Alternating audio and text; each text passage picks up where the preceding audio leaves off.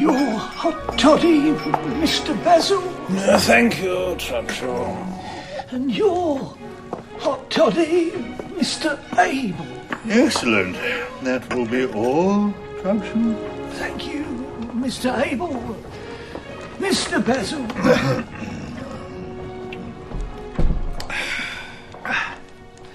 What are you doing at the window, brother? Looking, brother. What are you doing by the fire? Reading.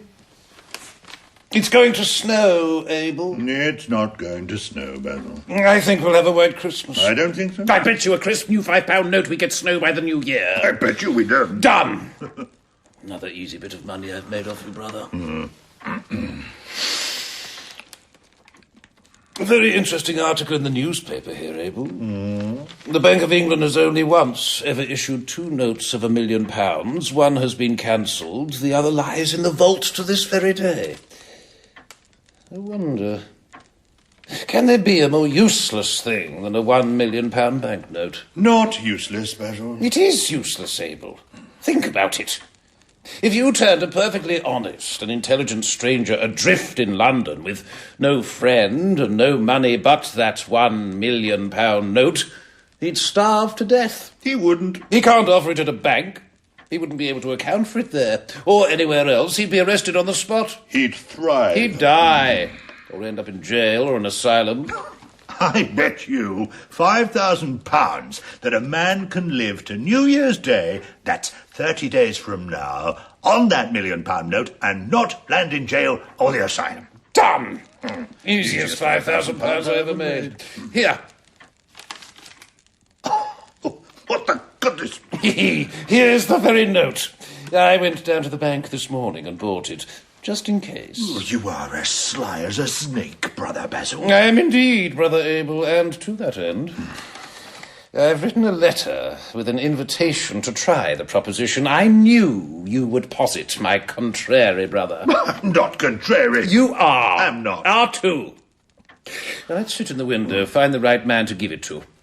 Let us see, for £5,000, which one of us is right. £5,000, paltry. £10,000. £10,000 niggardly. £15,000. I bet you £20,000 that a man can live to New Year's Day, that's 30 days from this very moment now, can live on that £1 million note and not land in jail or the asylum. Done. Done. Spit. And shake on it.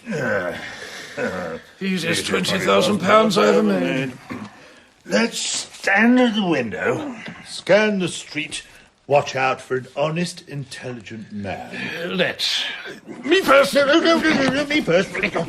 Oh. Let the bet begin. There.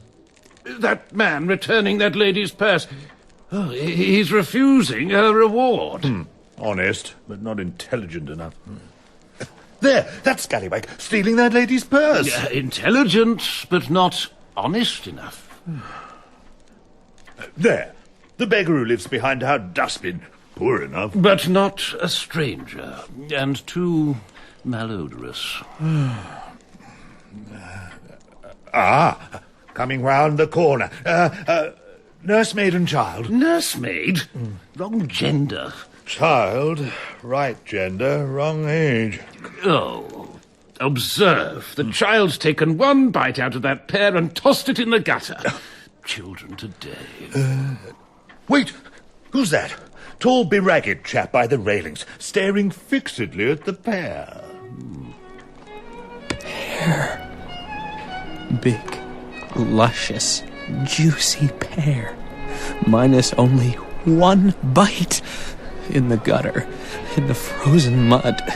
Big, juicy pear. I can't think about anything else. Get it, Henry. Oh! Excuse me, some of us are Christmas shopping. Would you let me buy? You scavenger, you freeloader. Don't forage for fruit. Earn your pear, man. Move! Pretend you're not thinking about the pear. No, no, no. Tumpty-tumpty-tum. Look nonchalant. Okay, Henry. Get it now. Oh, could I please just get by, young man?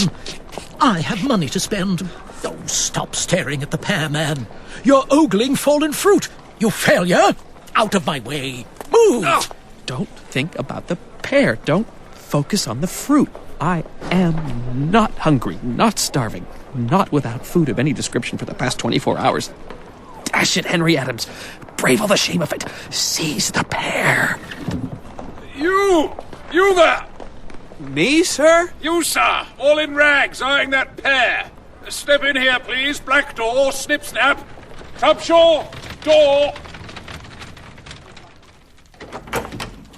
The Baragian gentleman. Henry Adams, sirs. You're an American. San Francisco. Not yet 30, I'm guessing. 27 years old, sir. In the pear-picking business?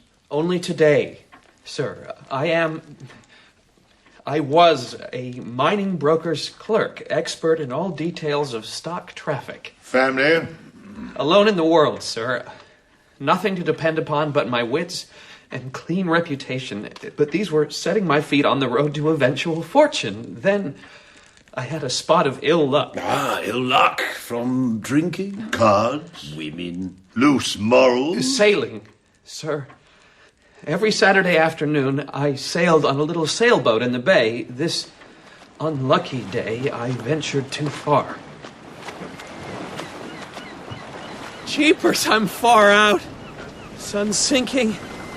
Time to turn for home. Whoops! Sailboat's bobbing a bit. These waves are getting a bit frisky. Hello.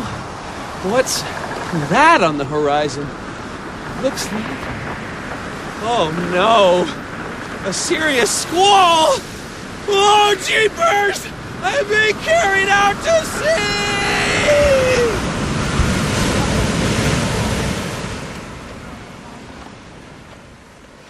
Night? Pitch black, no moon, no sight of land. I'm in the very middle of nowhere. Keep hardy, Henry. Wait. What's that small round light? Is it the moon? No. It's coming towards me. And I can hear something. What's that on our course, bosun? Looks like a small sailboat, Captain. Go alongside, bosun. It's a small brig. Flying a Union Jack flag. Hello! Go on, Captain. Well, haul him in, boys. Haul him in.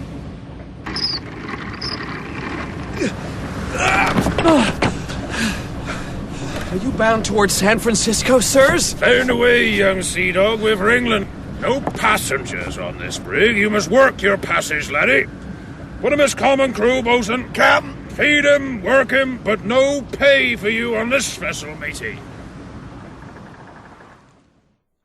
When I stepped ashore here in London, my clothes were all ragged and shabby, as you see, sirs. Yes, we see. I had only $1 in my pocket, which fed and sheltered me, but 24 hours. These past 24, I have been without shelter or food. Hence the pear. Hence the pear, sir. He will answer our purpose, brother.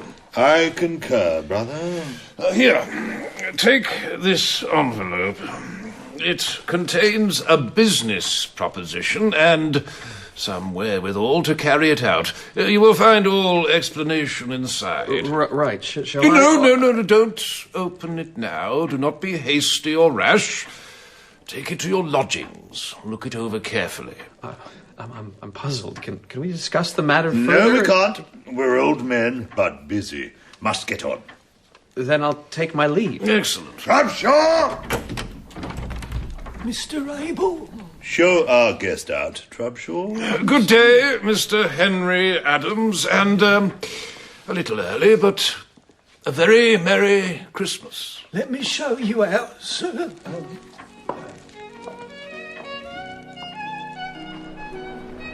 Some kind of practical joke.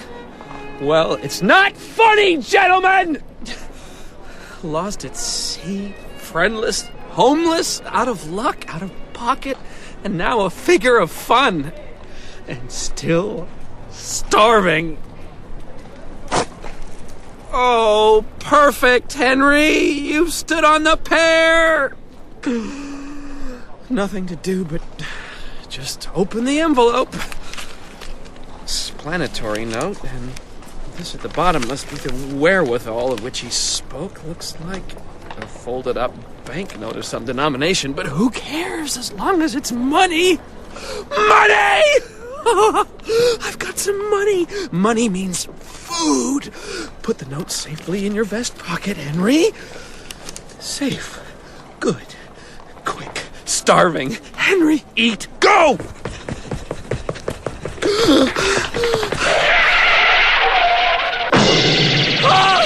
Harris is eating house! Mrs. Harris? Proprietor S? Yes? Food, please. Immediately. Got any pies? Yeah, I've got pies, all fillings, meat, fish, rabbit, unidentified meat remains off. Potatoes? Yeah, I've got potatoes, fried, roast, boiled, croquettes, chip, mashed, lumpy, cheesy, smooth. Pudding?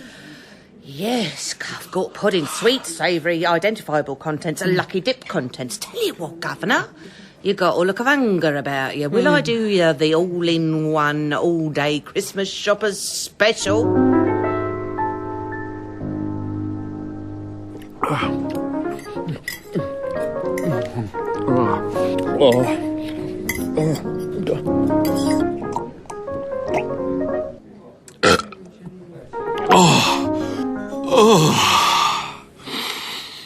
Never seen such a polished, clean plate. Clear away, will I? Thank you, Mrs. Harris. No, leave the coffee. There's still 1/8 of an inch in it.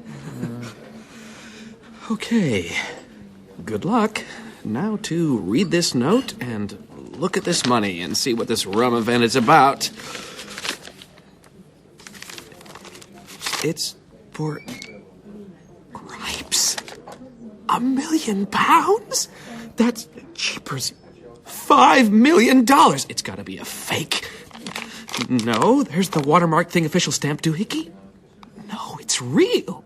It's £1 million note! Gripes. Cheapers. Well, this will certainly cover the price of your dinner, Henry. Here, Mrs. Harris. Struth. Oh, blimey. You having a laugh at my expense, Governor? Not at all. Give me my change, please. I can't break this, Governor. Take it. No. And I'm sorry if it's an inconvenience, Mrs. Harris, but I must insist. Please change it. I haven't anything smaller. Sorry. No matter. As proprietoress, cook, major shareholder, entire staff, owner, widow, I'm prepared to let the trifle stand over till another time. But I might not be in your neighbourhood again in a good while. It is of no consequence, Your Honour. I can wait, Your Lordship. Moreover, I can wait. And you can have anything you want, any time you choose, and let the account run as long as you please. I hope I, a bereft, lonely widow, ain't afraid to trust as rich a gentleman as you, merely because you're of a merry disposition and choose to play larks on the public in the matter of dress. Put it out aside, your worship. Let me see you to the door, Your Honour, but come again soon, your lordship. This lonely, bereft widow is always here. I must return to those brothers. They've given me a £1 million note instead of a £1. After all, they both wore spectacles. This must be a nearsighted geriatric mistake. I must correct it before the police hunt me up.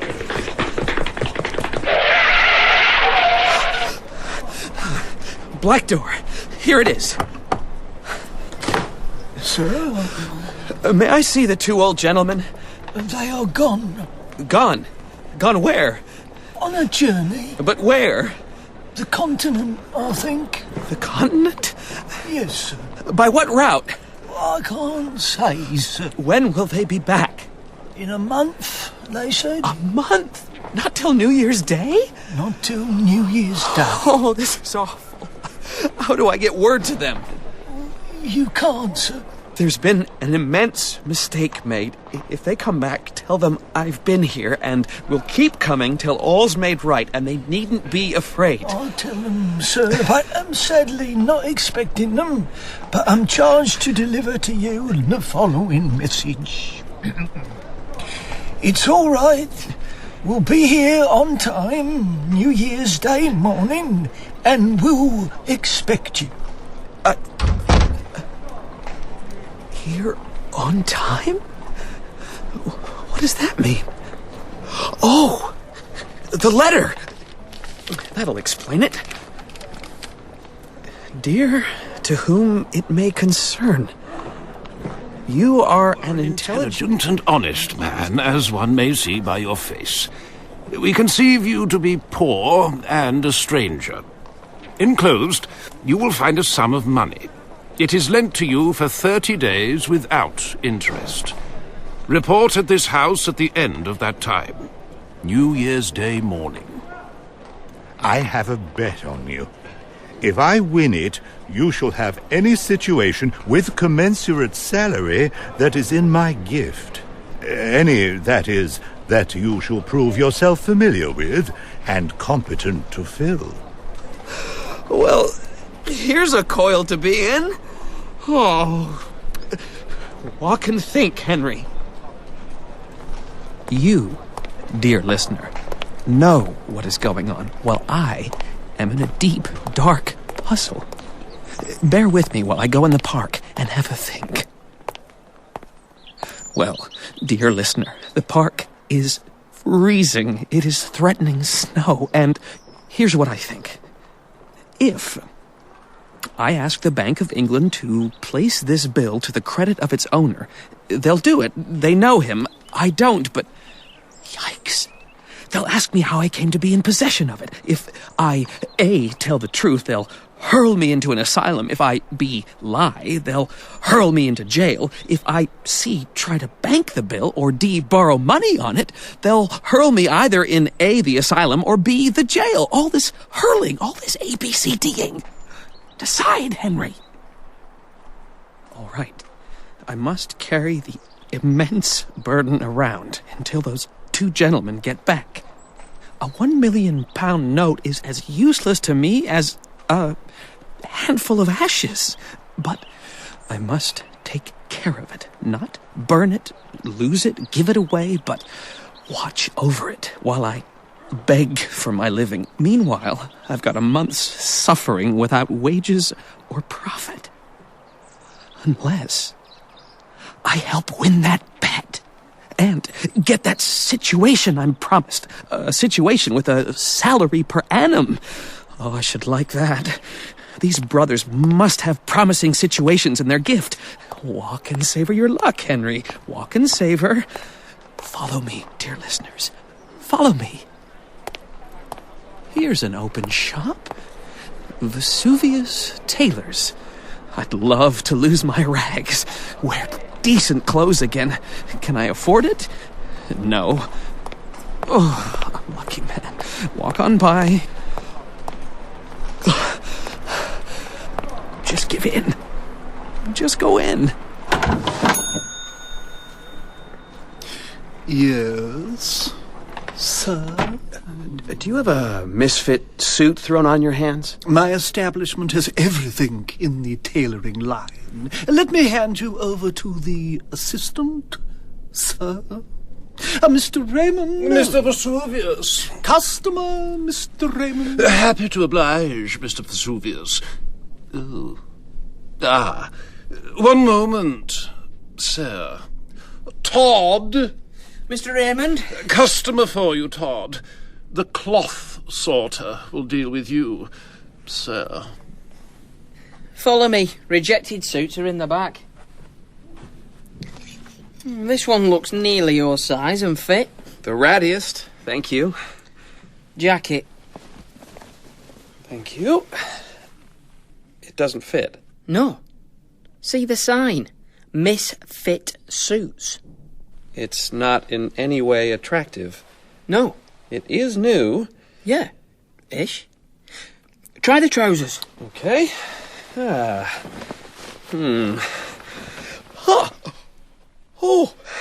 It's a bit tight in the crotch. It's a misfit. That's why gentlemen usually reject them, the discomfort. I'll take it. I'll keep it on. Oh. Will I wrap your, rags for you? How kind. And it would be an accommodation to me if you could wait some days for the money. I haven't any small change about me. Oh, wow, what a surprise. I'd only expect gentlemen like you to carry large change. My friend, you shouldn't jump to judge a stranger by the clothes he wears. Rags, he wears. Ragged clothes he wears. I am quite able to pay for the suit. I simply didn't wish to put you to the trouble of changing a large note. My friend, you shouldn't jump to judge that we can't change any note that you might be carrying around. Very well, I'm so sorry. I do apologize. Here.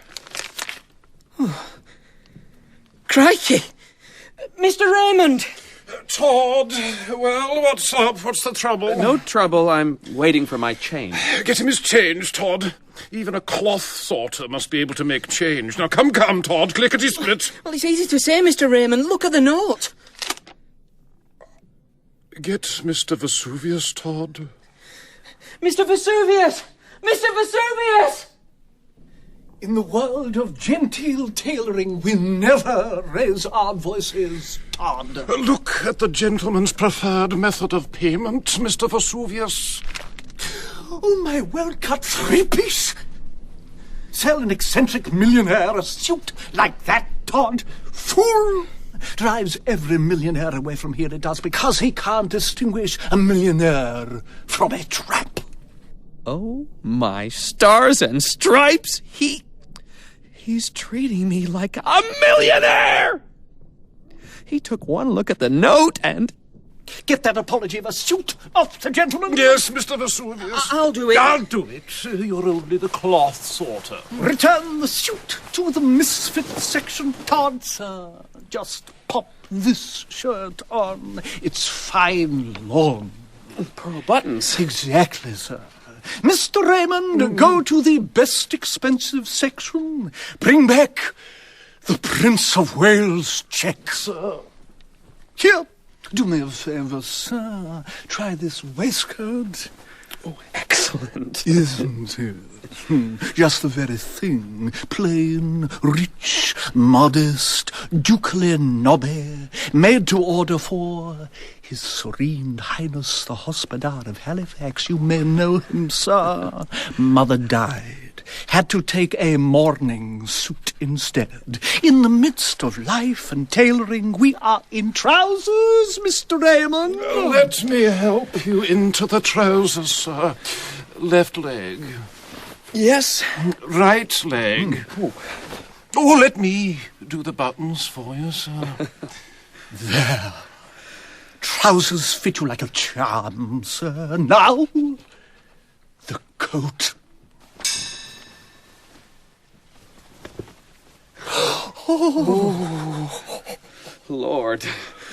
Look at that now. Perfect.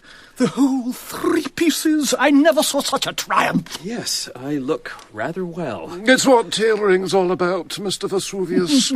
Satisfying the customer. Yes, it will do. Do. For a makeshift, sir. But let's get up one for your own measure. Mr. Raymond, tape measure. Outside leg, 44 inches. But, my dear sir, I can't order a suit unless you can wait indefinitely or change my £1 million note. Indefinitely? A weak word, sir. A weak word. Eternally. That's the strong word, sir. Inside leg, Mr. Raymond.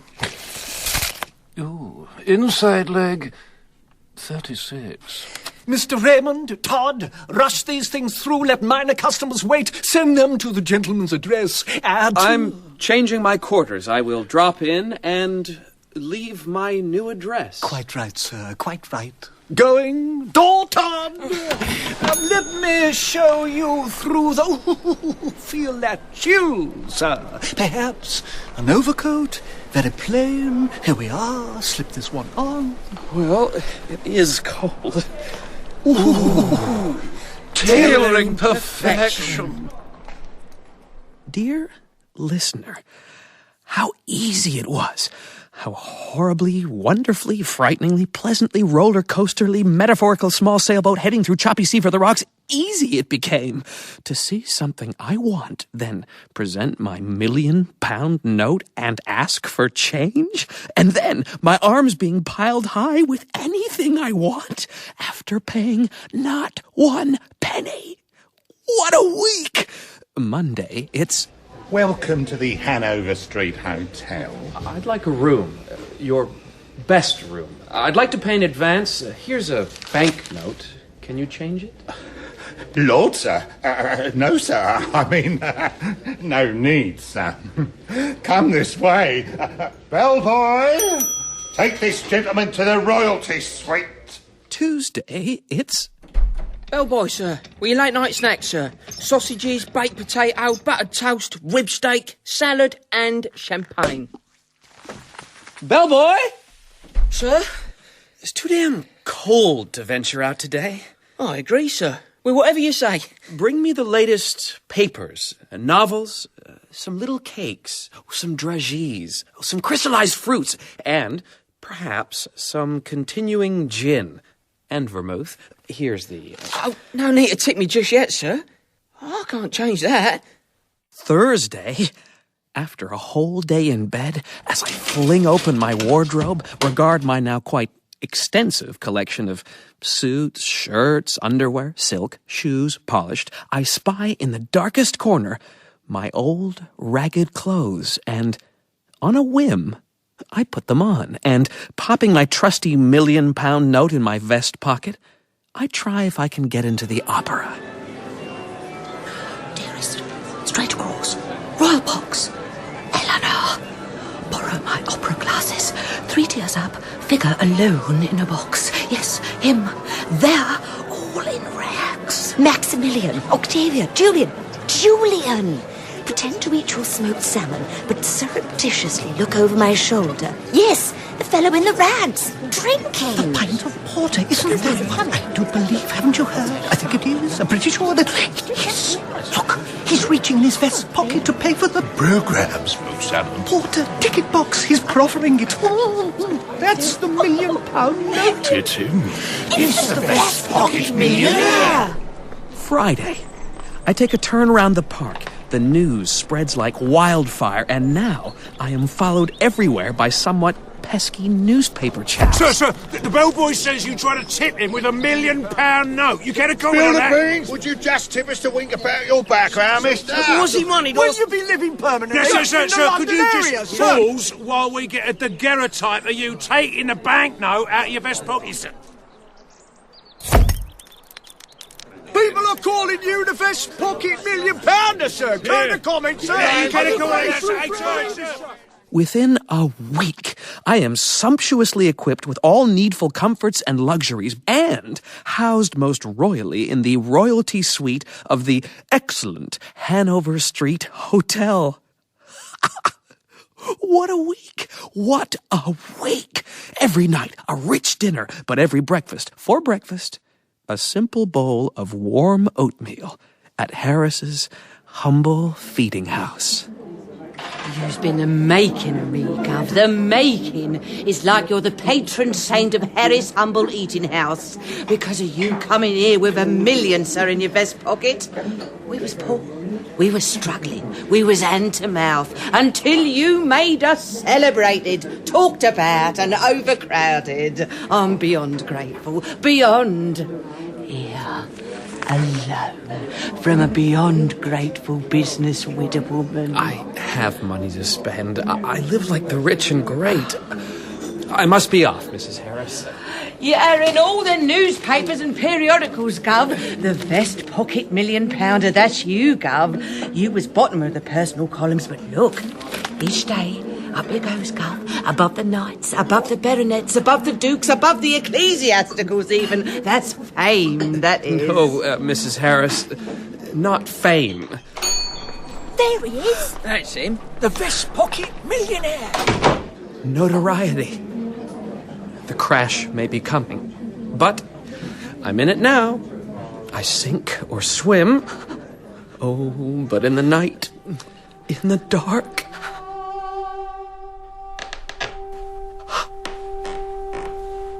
Who's that? Is there someone in my bedroom? Just a bellboy, sir. What do you want at this hour?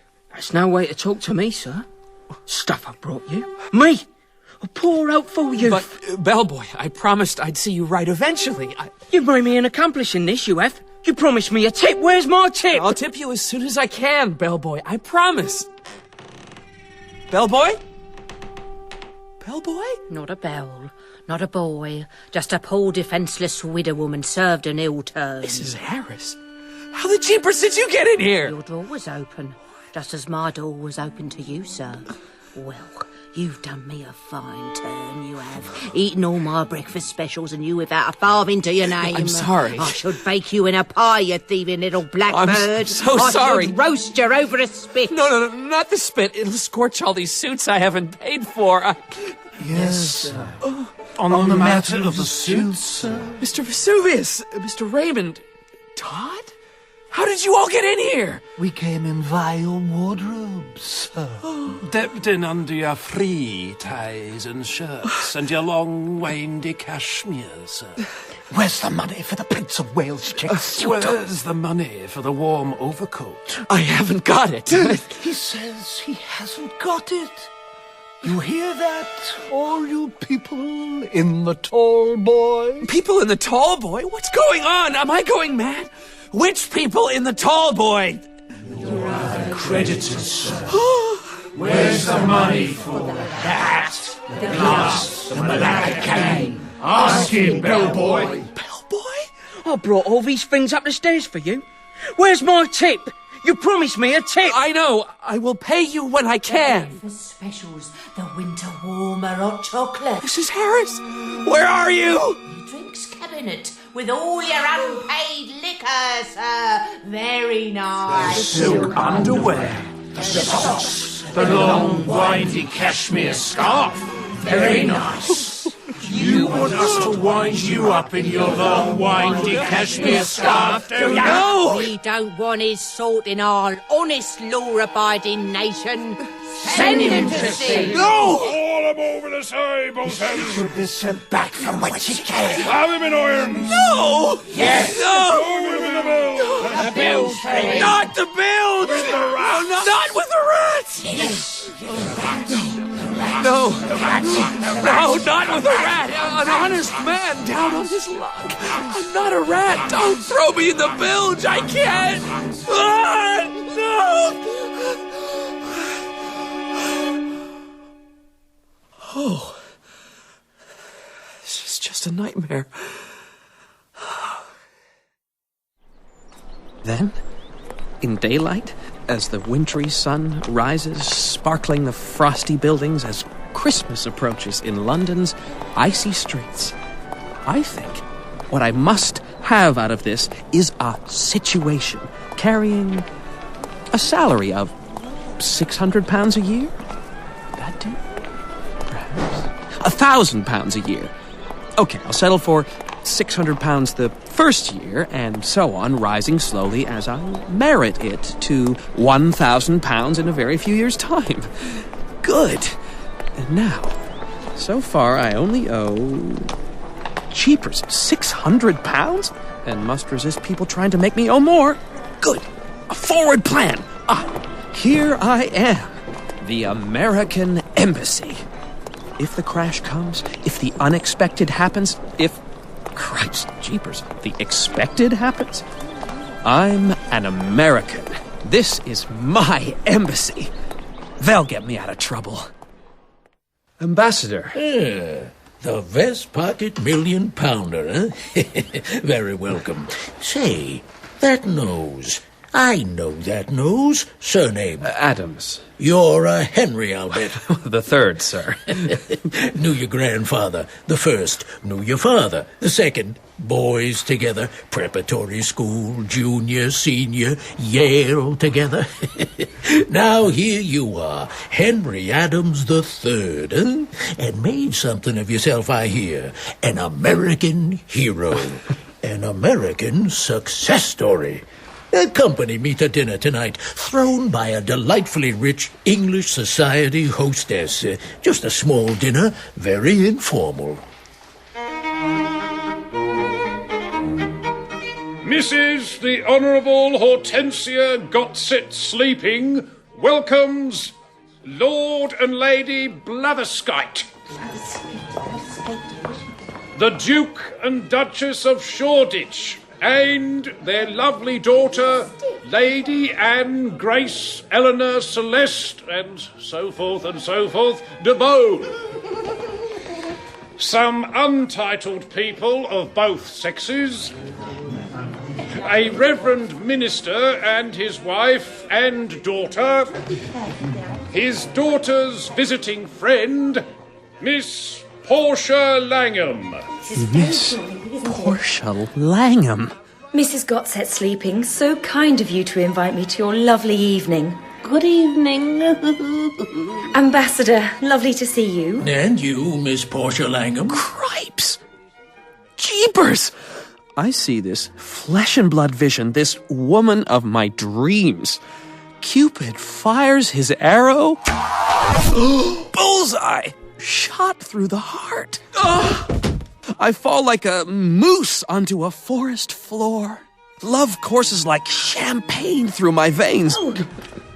Oh, may I help you up? Lord, Sir, Mr. Henry Adams, the third. Mr. Henry Adams III, person in all the newspapers. She looks at me. Mr. Adams. I look at her. Miss Langham. I must join my party. Reverend Cheeser! Mrs. Reverend Cheeser! I love you. Wait for me, all you cheesers. My heart is yours. Help me to the canapes. Come back. I'm all distracted. Mr. Lloyd Hastings.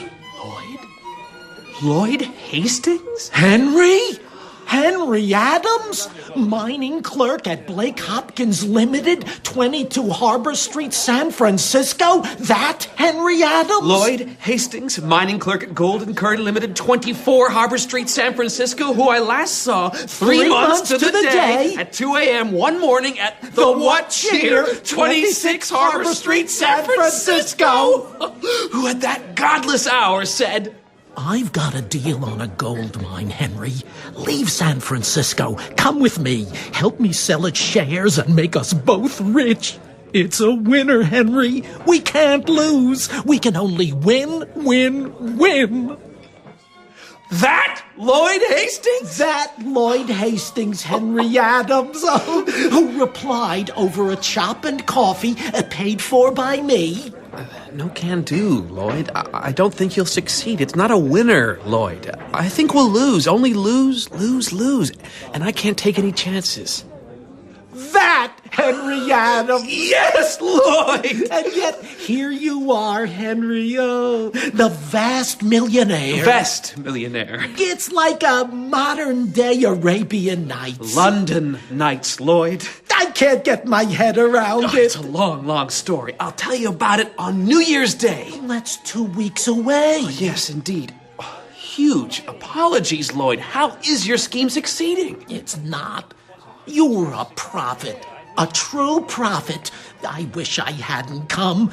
I don't want to talk about it. You must. When we leave here, meet me at the door. Come stay with me tonight. Tell me all about it. Ladies and gentlemen, if the gentleman could choose a lady to accompany into the banqueting room, dinner is served. Miss Langham, would you do me the great honor and pleasure of letting me lead you away from the canapes and into dinner? I'd love it. Mr. Adams. Henry. Miss Langham. Portia. Henry and Portia, don't they seem to go together? Like horse and carriage. Like love and marriage. Oh, heavens. Oh, jeepers. Now you've got your ladies, would you all proceed by order of precedence? I think you, Lord Shoreditch, and your lovely wife before Lord and Lady Blatherskite. London takes precedence over county, I think. I think I should be here. So much No, I'm a belted earl. I should be And Viscount before the Earl and Countess of Cheapside. Then all you untitles. Then you Americans. Dinner. Then after refreshment, cribbage. Yes, 6pence a game. And this is England. We don't play cards for amusement. I've never played a card game so badly, or enjoyed one so much. I lost everything. The game, my mind, and my heart. Singleton, please. Another singleton. Oh, Portia. 2 singletons. Your pickup. A heart. Another heart. Oh, look, Henry. A pair. A pair. Oh, it's a sign. Oh, lost again. Me too. I can't seem to keep my mind on my cribbage. Nor can I. What card did I just lay? I have absolutely no idea. Nor I. It's because I'm suddenly so in love with you. Oh, I'm blushing. I'm bright red. You are. Even your hair is turning red. I must be honest with you. I want you to be mine, but I haven't a cent in the world. And I must be honest with you. I want to be yours, and I don't care a penny that you haven't a cent in the world. You really haven't a cent in the world? Really?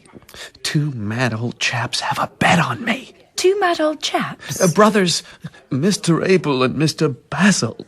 Really? I told her the whole history right from the start. And it nearly killed her laughing. Oh, describe these mad old brothers again, dearest Henry. I would have to stop as much as a minute and a half to let her settle. Why, she laughed herself lame. She did indeed. I mean, I never saw such a, well, painful story. A man's troubles, worries, fears produce such an effect. Oh, how terrible for you. And how funny. I loved her all the more for being cheerful. Oh, no. Oh, it's just, I'm cheerful. When there wasn't anything to be cheerful about. Ladies and gentlemen of all ranks, high and low, as Mrs. Gotsit's sleeping keeps very early hours, your carriages have been ordered and are awaiting you. I must go. The Cheeser carriage is here. Kiss me. Yes. I must kiss your lips. Oh, yes. Oh, no. It must be this time my hand, not my lips. This time, your hand.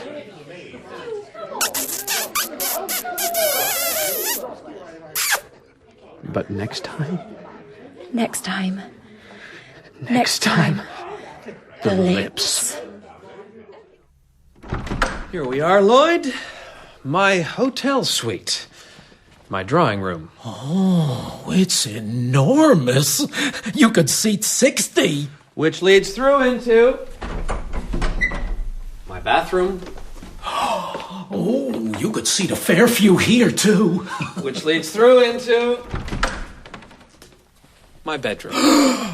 You could sleep a fair few here, too. Which leads back into the drawing room. Oh, it's a palace. You're in a palace, Adams. Well, it's the royalty suite. Oh, and this door here opens my drinks cabinet. Oh, no. It makes me realize how rich to the core you are, how to the bone, the marrow poor I am. Defeated, routed, annihilated. Here, down this hot scotch.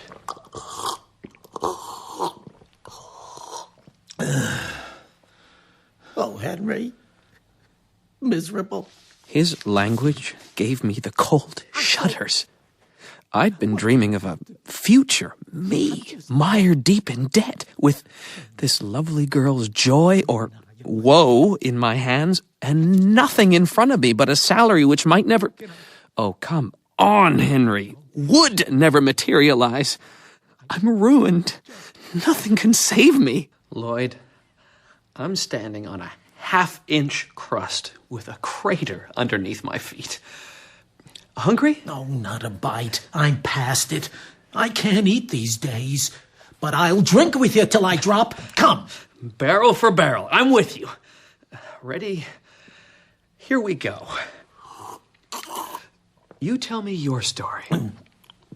I came to London with what seemed a grand opportunity.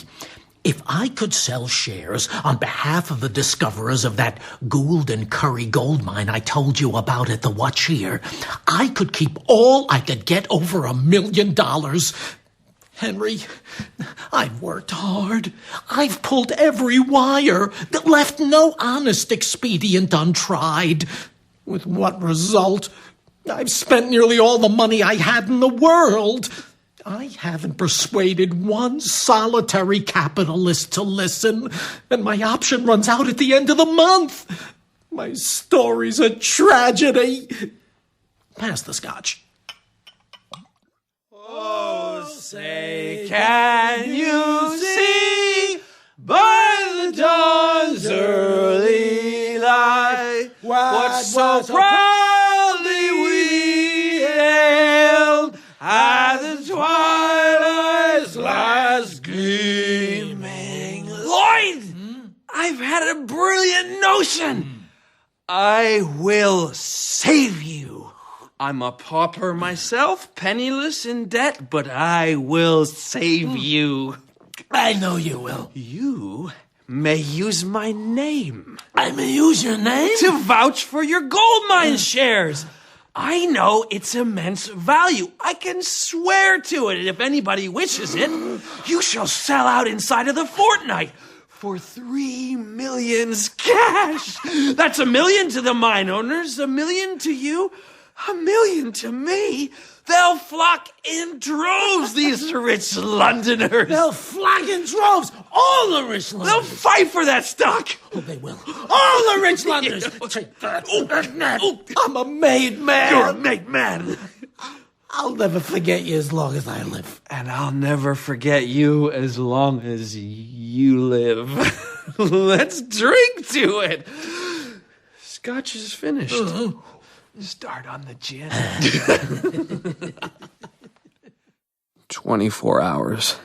London was abuzz. Monday, all I had to do was sit at home with an ice bag on my head and... Mr. Adams, a business gentleman wishes to see you on a business matter. Send him up.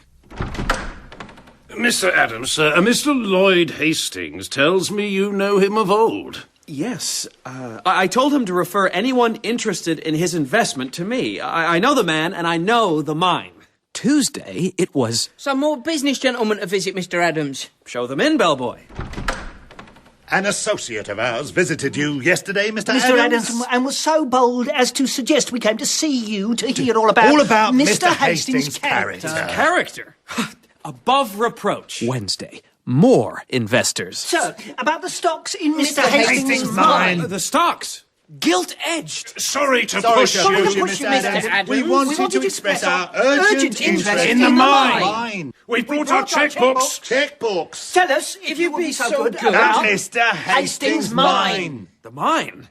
Why, it's a little gold mine. Saturday, it's... We're nearly there, Henry. Dashed shares are selling like hot chestnuts. A last push and... Ooh, where's the dash scotch? Portia, sweetest, it's Christmas Day. Merry Christmas. Observe the absence of personages here at the rectory. The Reverend Cheeser and Mrs. Cheeser have gone to church. Your school chum, Miss Amelia Cheeser, is upstairs writing her commonplace book. We are quite alone. Merry Christmas. Let's talk about love. Excellent subject. Begin. I love you. I love you. will you be my... Wife? Yes, dearest. You've made me the happiest man. Will you let me... Kiss on the lips. At last. Yes.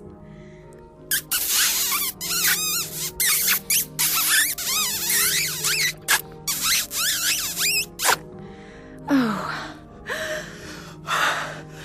Portia, dear, would you mind going with me on New Year's Day when I confront the 2 old goats? 2 old goats? Oh, dearest, if it would hearten you, but would it be quite proper? I don't know, but there's so much dependent on it. Then I'll go. Proper or improper, I shall be so happy to think I'm helping. Helping? You'll be doing it all. So beautiful and lovely and winning. With you there, I'll be able to pile our salary till I break those good old fellows. Wicked flatterer. Dear listeners, by New Year's Day, Lloyd had $1 million to his credit in the London and Country Bank. New Year's Eve! Nearly midnight, Henry. 2 glasses, Henry. Bubbly. Get the champagne cork out, Henry. And as the old year ended, I too had $1 million to my credit in the London and Country Bank. Thank you, old friend. Thank you.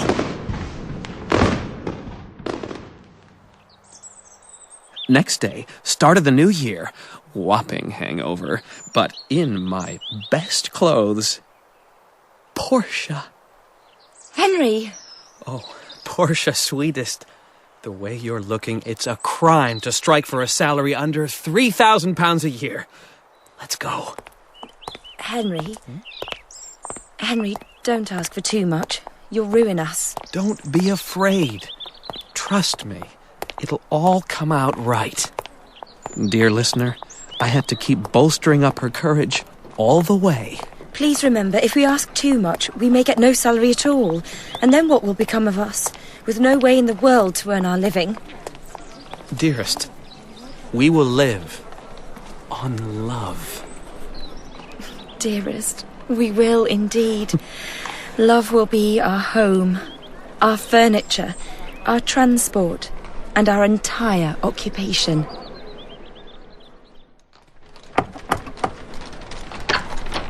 Oh, Mr. Adams. Good morning. I'm expected. This way, sir. Why, madam, my goodness. The expected gentleman. It's all right, gentlemen. This lady is my future stay and helpmate, and I am ready to report. If you have won this bet for me, you shall have any situation in my gift. Have you the £1 million note? Here it is. I've won! Now, what do you say to that, brother? I say he did survive, and I've lost £20,000. There's more. I want to detail my whole month's history. Meanwhile, take a look at this. A certificate of deposit for £200,000. Yours? Mine. Earned by judicious use of your little loan. Astonishing. Incredible. Henry, is that really your money? Have you been fibbing to me? I have indeed, sweetest, but you'll forgive me, I know. Don't be so sure. That's very naughty. I know. The situation. I want to give you your situation. Well, I'm as grateful as can be, but I really don't want one. But you can have the very choicest one in my gift. Thank you again, with all my heart, but I don't even want that one. Henry, I'm ashamed of you. You don't half thank the good gentleman. May I do it for you? She walked up to him, my beloved, got up in his lap, my sweetheart, put her arm round his neck, my heart's own, and Mwah. Kissed him. Papa, he says you haven't a situation in your gift. Portia? Yes, darling. Is that your papa? Yes, my papa, and the dearest one that ever was. Oh, my dearest, dear sir, I want to take back what I said. You have got a situation open that I want. Name it. Son-in-law. Oh, well, but you know, If you've never served in that capacity, you can't furnish recommendations of a sort to satisfy the conditions of the contract. Try me. Just try me for, say, 30 or 40 years? Oh, well, all right. Take her along. We were about to go. Sir, madam, should I order a covered taxi? It has just started snowing. What? Snow, brother! You owe me £5. Happy New Year, everyone! Happy New Year!